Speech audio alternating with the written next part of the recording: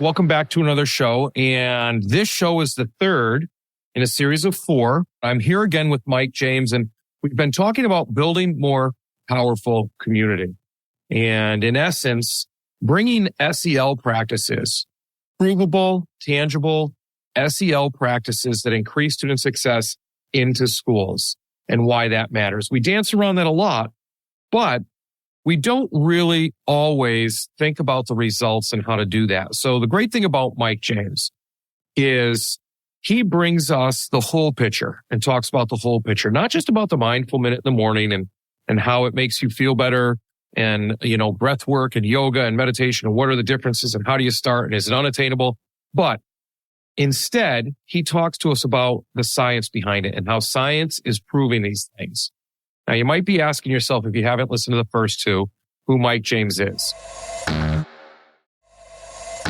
Putting in the energy towards these things, putting in the energy to learn these things, putting in the energy to develop yourself and improve your own self-awareness around your emotions, self-management, social awareness, relationship skills, decision-making, self-efficacy, putting in that time as a leader, as a teacher, as a person, as a member of the community.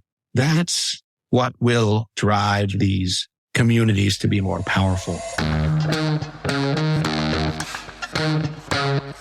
Dr. Chris Jones here, and welcome to Seeing to Lead, a show designed to help leaders increase their ability to effectively support, engage, and empower their staff through intentional practices so that they create an environment where everyone reaches their greatest level of success. On Seeing to Lead, communication rules the day as we hear voices from both teachers and leaders in an effort to examine perspectives, highlight misunderstandings, and provide steps to ultimately bridge the gap between what teachers need and provide through thoughtful dialogue. This show is about amplifying voices, creating understanding, and providing information to help everyone continually improve. I want to personally thank you for taking the time. Now, let's get to getting better. Well, Mike is a passionate coach, mentor, and leader who's dedicated to fostering positive change through the principles of MIRA.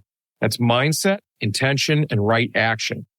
With his 17 years of experience in guiding, leading, and building national programs designed to teach, train, develop, and inspire, Mike brings a wealth of expertise in this area. His personal goal is to instill positive psychology principles and inspire communities of all sizes to become organizations for good. Recently venturing into social and emotional learning, Mike now aims to further amplify his impact. The founder of Simple Healthy Life, Mike is committed to guiding individuals and communities towards personal and collective growth.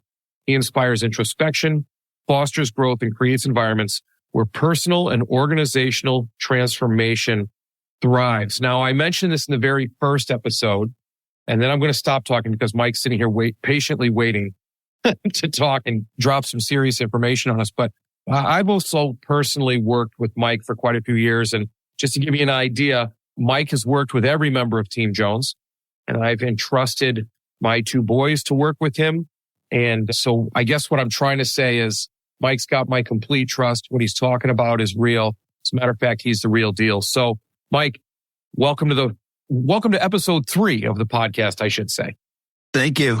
I'm grateful to be here again. I really enjoy our talks. I enjoy the platform. I'm grateful to speak to the educators that follow you and listen to you, and really just align myself with you because I really enjoy your perspective and the way you've been doing things for all these years that I've got to know you guys. Yeah, this is great because, as we met and talked about the idea of having you come on the podcast, and you laid out building more powerful community, if that isn't perfect and relevant for schools and what schools need in today's world, then I don't know what it is. And, you talk about building is about teaching. More is about training. Powerful is about development. And community is about inspiring. And we've talked about, knowing ourselves, that bigger picture and how we go about that, getting 1% better when we were talking about more and how we do that more of a tactical end. But today is interesting. Today, we're going to continue on this. And one of the things I did say when I was introducing you is you combine that whole picture. So now we're talking about powerful today. And powerful means different things to different people in different realms. So The thing is, though, because it's school, we like our science, you have a formula that we're going to operate under today. So you're going to kind of set the parameters and let us know what you're talking about. I've set it up. Sure. Run with it. Oh, that's so awesome. Yeah. So this concept, right? Powerful in development, right? Whenever we're learning something, and I think it's really important, and it's kind of the way that I've set up my company. It's the way I've set up my life is teach, train, develop, inspire, right? You don't build anything without all four of those elements. And I remember sitting in this meeting one time and someone telling me, well, those are all the same thing. I said, okay, well, I don't agree with you. So let's break them down, right? Let's really look at them. So I feel like in the first one, we really just talked about the fundamentals, right? We retaught you. We spoke directly about what they were. And the second one, we did a meditation, right? And we worked on training. We actually physically, spent a little bit of time, a tiny bit of time inside our own head together, right? And we talked about what that looks like in there. And this one's going to develop, right? So we want to take these concepts that we've worked with and kind of give you more meat around them, give you more substance around why they're important or why they're impactful. So when we think about power in creating power, generating power, we think about energy, we think about physics, right? Physics, mechanical power, force times velocity. Put a big force towards something and get it going in one direction, it will be more powerful. And I mean, what more of it, there's no more apropos analogy, right? To getting schools moving in a direction, right? When you set the culture and you start to put your force into it and start to move it in one direction, and you get to see that velocity happen. The one we're going to use today, though, is actually power in terms of energy. And this is another science formula, is the word I'm looking for, science formula for you, right? It's energy equals, power equals energy over time, right? Change in energy over time. So what does that tell us? That tells us that if we want to create something that's more powerful, we need two factors. We need energy and we need time. So this isn't going to be an overnight thing. You're not going to just put one thing into the school or into the classroom or into your teachers and just say, okay, we did it. We're all now social and emotional learning experts, right? We all have those 5 core competencies and we can just go and run with it. We have to remember that even in your mindful minute, we could be talking about 1 minute.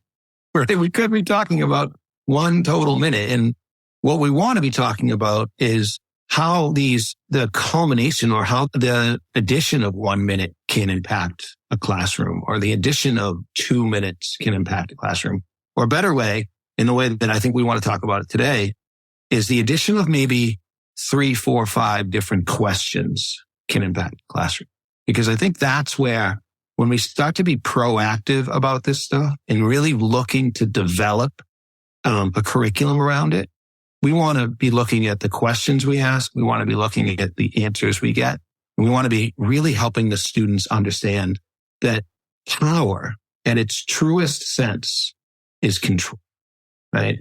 And the way you influence. So what do you have control over? You have control over what's going on inside you. And I think that's one of those things that has become cliche, right, in today's society. And we hear all of the things, take control of what you can control and this and that and the other thing. But isn't there a million different examples in our culture, in our world, where we realize the only thing we have control over is us internally? And first you have to learn that and understand it and believe it. And then you have to realize that there's a million examples of it in your everyday life. I said a lot there. The idea, I like that you brought up that it's cliche, because we say that all the time. As a matter of fact, for years when I talked about it, I've talked about if you take a hula hoop and stand and throw it on the ground and stand in the middle of the hula hoop, the only thing you're actually in control of is what's inside of that hula hoop. All kinds of things going on outside of you. Now, I did that as a physical representation because when you talk about that to teenagers and yes, sometimes adults, to say that you only have control over your own actions and your own thoughts is a little bit of an abstract concept for people to understand, because there's the belief that you can exert control and therefore take control over outside of that realm, over other people's actions, like you can make somebody do something. and that's control, where in actuality, that's just conflict. That just causes more conflict. It doesn't allow you to control them. So when I hear you talking about how to help people understand internal power, which is what we want to talk about, which is control and influence, I hear you, and correct me if I'm wrong, just to make sure, I hear you saying that's where we have to start. And the way to help somebody understand that's the way they start, you have some questions, or there's some questions we can ask, and then they need to pay attention to their answers to truly be honest with where they're at as far as understanding that. Does that make sense? It does. Yeah. And that's exactly right. I think one of the things that gets lost here is the when. And it's an interesting way to think about it, right? But if we want someone to learn about themselves, if we want someone to really understand what's happening in their own mind, we can't ask them after they had conflict or when they're in the middle of conflict, especially not a 13, 14, 15, 16, 17, 18-year-old human who has no idea why they did the thing they did because they've never evolved or never looked at it, and are dealing with hormones that have just started to kick in from an anatomy perspective, right? And you're going to get these answers that are going to turn you off from asking the questions, right? But I think it's so often, if we decide that we want to go down this path and we want to start being proactive about it, why can't we talk about empathy when there's not a conflict? Why can't we implement, maybe a short story that highlights conflict and empathy, and then talk about that from a third person, right? And then allow them to bring those emotions, bring those feelings, bring that knowledge and understanding back, internalize it, and say, oh, geez, how would I have reacted if this was me, if this is something that happened to me, right? And I think that is where we can start as teachers and educators. We can start by saying, here's examples of, I think we talked about this book in the past, Viktor Frankl, Man's Search for Meaning. Right? This person was in Auschwitz, and it was going to be over for him. And he watched everybody around him go away. That's the best way I can put it. And he wrote a book about how the only thing we can control is how we react to a situation. And I know that's an extreme one, but maybe introduce that as part of our learning. It's an extreme example. Thankfully, we're not faced with those type of examples, but they're there for us. And there's plenty of literature and plenty of great teachings that we can learn from these types of books. So instead of waiting until there's conflict resolution, we can say, hey, let's start here. Our goal now is to just internalize how we would feel about this particular scenario, and then teach from there. Does that make sense? No, that makes a ton of sense. And Viktor Frankl, I'm a huge fan of Man's Search for Meaning. I still remember why I originally read it. I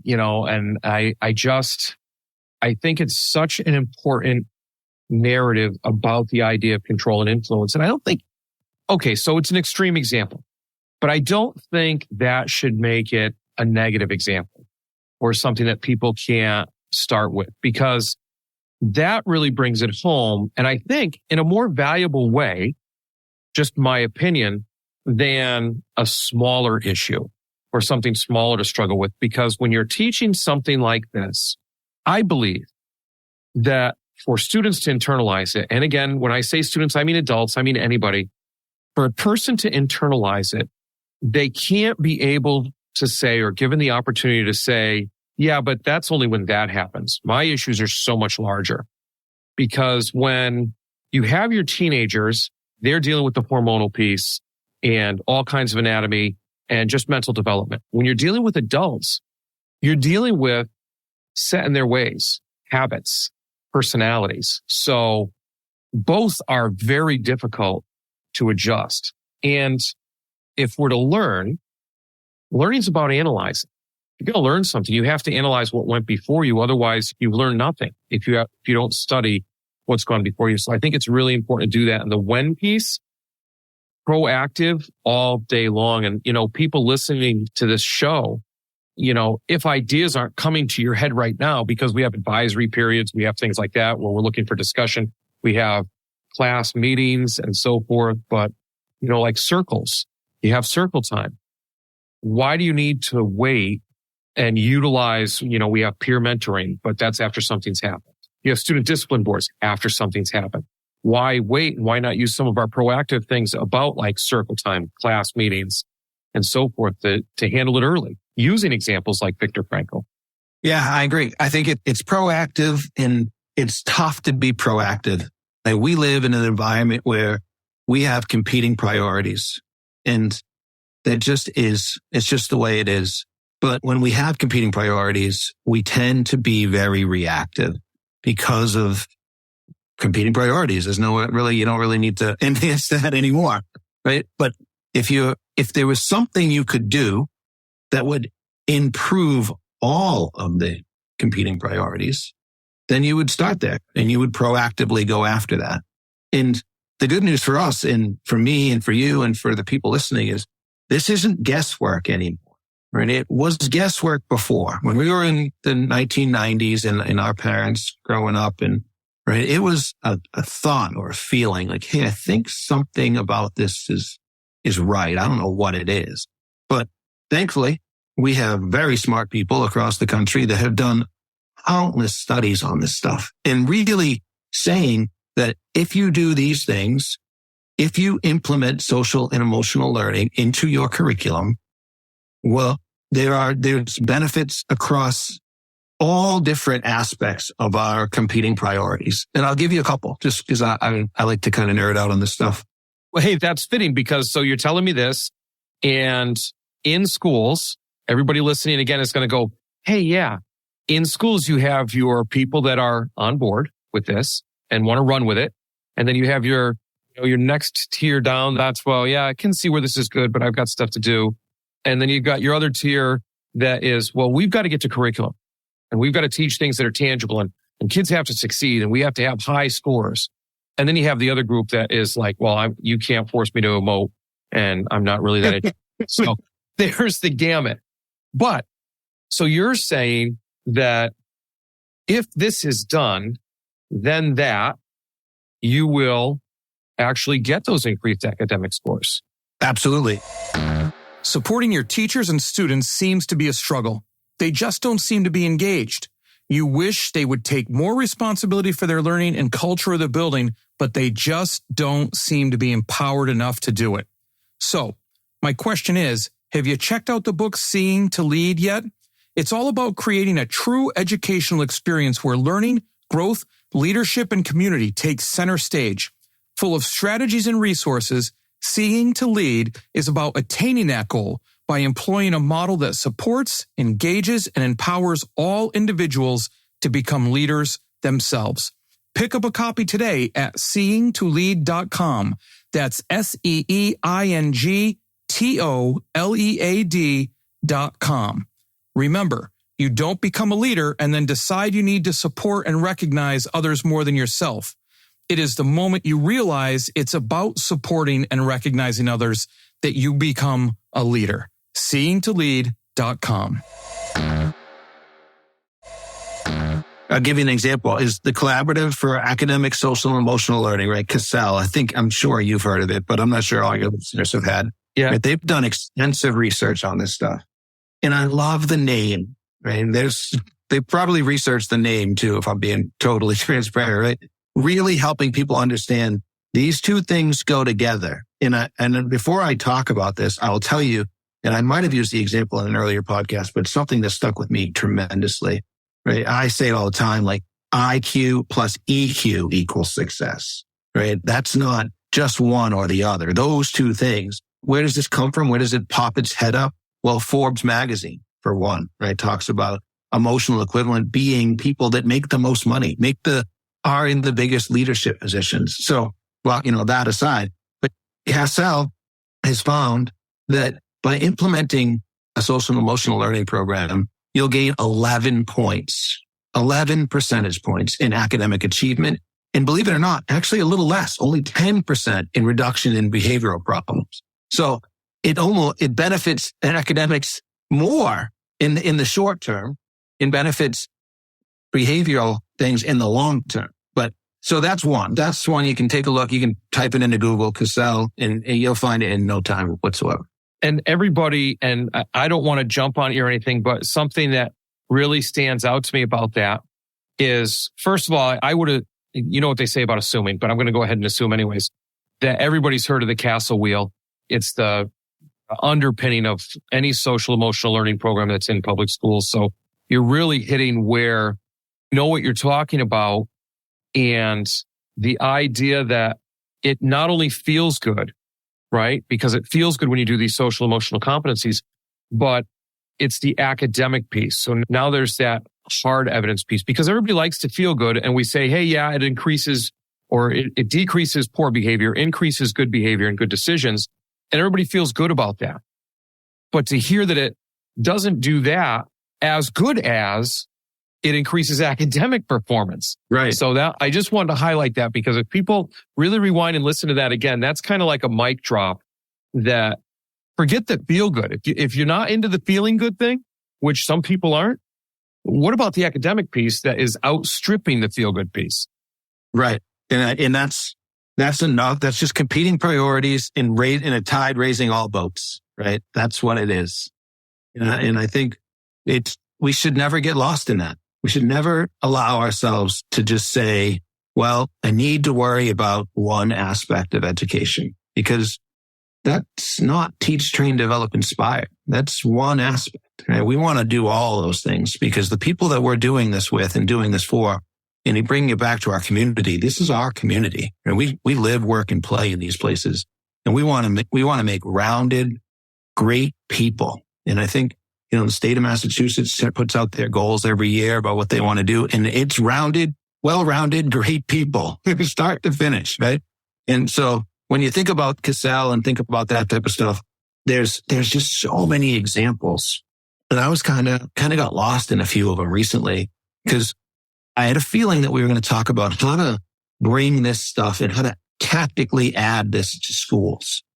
So I wanted to just maybe take a step back and say, there's a study out there. There's a group of people out there from Columbia University, and I don't want to understate this, right? They are from the Columbia Teachers College, and they did a cost or they're from the Center of Benefit and Cost Studies in Education. So this is just one particular example. What they did is they looked at 6 different avenues for adding social and emotional learning to schools. And I'll kind of summarize as best as I can, right? One of them is your responsive classroom. I think you guys have probably, most people have kind of looked at that.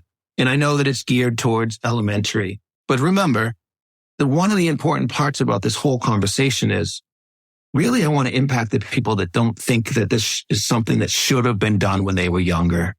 Well, that's not my problem. That's not my job, right? I'll be reactive if something happens, but I'm not going to proactively worry about it because it should have been done. Right? First thing I want to tell all those people right now is that look in the mirror and understand it's a lifetime process, right? We can all improve, every single one of us. So responsive classroom, you guys understand what that is. That's going after and really helping the teachers understand how to get this stuff done, right? Then the second one that I really loved was something called the 4 R's experiment. I'm using the word experiment. I don't think they use the experiment. Actually, I don't think that's really the way they wanted me to approach it. But what they did is they replaced your reading and writing time with reading, writing, respect, and resolution. So this is a big one for me because it's really ties in and tactically helps you understand how you can add social and emotional learning to your classroom. You already got a group of books for your literature work. I don't know what they are. You know what they are. Maybe they're different across grades, different across age ranges, different across the parts of the country. But what happens at the end? I mean, for me, maybe I'm getting on a tangent here, but for me, I don't remember the books that we read, 42, right? So that's not the main point, I don't think, right? But in this particular curriculum change, what they did is they looked for books that had conflict, diversity, relationship management, relationships, right? And then when they were done reading the book, they spent the time going through and helping the students understand why and how and what happened and what real strong conflict resolution looks like, right? And maybe examples in there where it didn't go well and why, and when it went well and why, and internalize that. What they found was a decrease in ADHD, an increase in social competency, and a decrease in aggressive behavior. And this is from your reading and writing materials, right? I'm sure they scored it the same way that they score your normal reading and writing literacy, but over and on top of. And that's something that I don't think can be understated, can be overstated. I mean, those are my two favorites. There's another couple in there. And I'll just talk real quickly about. They did another study that was done over 3 years across 20 schools where they were aimed at bringing in curriculum around, and I love this part, that's why it stuck out to me, telling yourself the truth. And I think that's a really powerful thing that we can work on. Now, as soon as I start talking about that, a lot of people are going to immediately put their hands up and be like, I don't really want to cover that. Right? And I would argue it's because we know inherently we have to work on that for ourselves. Right? And that's where, if you wanted to combine the positive classroom approach about working through the teachers and helping them with their own self-efficacy before we can implement it into the classroom, I think they both have the right line of thinking. You say that, and two things stuck out to me about those things you were talking about. Three. One, just the impact that is scientifically proven through multiple studies. Not just one study, not just one school district, not just one school or one state even, but multiple locations so that it backs that up. But the why, not how, when reviewing your books. Look, we've got these materials. Schools are wholesale transforming their English curriculums to better meet the diverse populations that are sitting in front. And so we've got the materials for all the students in front of us. But often when you get to the conflict resolution, it's more of talking about how that student resolved that conflict, how that main issue in the novel was resolved. And that's what students are assessed on. So, Mike, tell me how. We need to switch that to tell me why. And with teachers being trained to do that, I think the impact could be huge. The other piece is that modeling piece. When you talk about being honest with yourself, I talk to staff and I talk to other leaders a lot. And I say that is the hardest thing for someone to do. In the mirror and be 100% honest with yourself in any given situation that occurs. So that's vulnerable, right? That's tough to do. But if you have teachers accept that about themselves and be vulnerable in front of students for that bit of time, because we talk about how important it's to model thinking. If teachers want students to improve their reading, teachers can model how they read and what they're thinking while they're reading. But if teachers are doing this and modeling what they're thinking through to be honest with themselves, I just think, wow, that's a home run. That's really hitting it home on influencing students' ability to do that themselves. And that's developing power, right? Isn't that developing power in themselves, in understanding? I think at its very core, that's developing power. And I would be remiss if I didn't talk about this because I am a numbers guy. My career took me through corporate America. So I really do value numbers, and, the 11% and the 10% were impactful numbers. But here's another one. And this is what the study was designed to show. Remember, it was done by the Columbia Teachers College, and it was the Center for Benefit Costs, right? What they've proven through these studies, and that they did not do, remember, they analyzed the studies. They proved that for every dollar that you invest in a social and emotional learning program, and before I give you the mic drop piece, I'll tell you how they kind of put this dollar cost in. The dollar cost was actual teacher time, whether that was in the classroom or actual or training. I'm going to use the word actual a few more times to go back to our previous conversation, right? Actual classroom time, and then some level of curriculum that they had to work through, and inclusive of, and one of the things I thought was really interesting, inclusive of the time it cost for the researchers to be there. So they did these with all the researchers around. So you could even probably, if you don't have a bunch of researchers in your school, which I'm sure you don't, you could probably bring that dollar down quite a bit. But for every dollar you invested in the social emotional learning program, the benefit over time was $11. You said 11, right? 11. So that means for every dollar you gave me, I gave you back $11. And I'm not selling you anything. For every dollar you put out, you got back $11. And that $11, and this is where it gets people a lot smarter than me did it, is all I'm saying. This is where they took all of these different factors that are social and economical, including in the four walls and outside the four walls, right? When I was reading all the studies, there's a way to quantify just about everything according to these really smart people out there. They talk about the way drug addiction affects families and communities, the way poor behavior affects those things, the way, and back to the Forbes magazine, discussion, right? The way people that have a high emotional IQ or emotional quotient tend to make 30 to 40% more, right? They factor all of those things in. And what they came across is that it's 1 for 11. I mean, think about that for a second, right? There's people out there, and you hit on the different educators that have different goals and priorities. Well, one of them's money. It just is. And if you told me that if I gave you $1, you'd give me 11 back, I would find a lot of money to give you quickly. That's what I would do. And I think there's a lot of people out there that would too. So that's an incredibly impactful thing when we think about developing power and developing a social and emotional learning program. And before I stop, I just want to go back to the beginning, right? People want to say, well, why? Well, how? Well, how? Well, how? Well, how? Well, how? Well, how? Well, how? Well, the how is going to take some time for you to really understand what it is, but it's really just power equals energy over time. Putting in the energy towards these things, putting in the energy to learn these things, putting in the energy to develop yourself and improve your own self-awareness around your emotions, self-management, social awareness, relationship skills, decision-making, right? Self-efficacy, putting in that time as a leader, as a teacher, as a person, as a member of the community. That's what will drive these communities to be more powerful. You can have some help. You got great teachers. You got great people around you.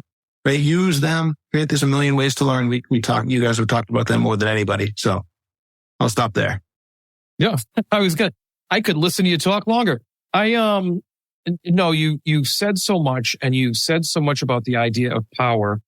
And when I say you've said so much, look, we talk about power in so many different ways. We talk about using power to control, using power to influence, but the way you brought it home as far as our power to make this change, because it's not just something that can be done anymore. The idea of incorporating SEL practices is something that needs to be done. Look around at where our society is, the actions that we see, and how many of us sit there and scratch our head and say, really, is this where we're at? That didn't happen overnight. Just like you said, time over energy. Where we're sitting now did not arrive overnight. And so the idea of making our communities more powerful and build more powerful communities is not going to arrive overnight.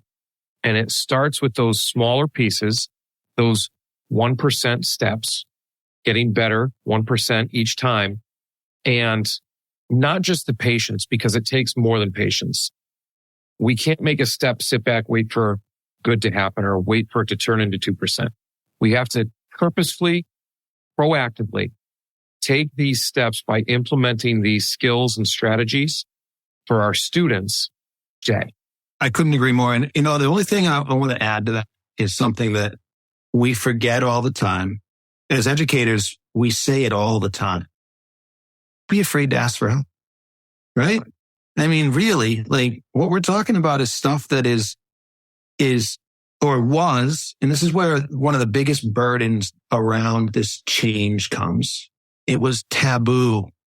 It was just do it on your own.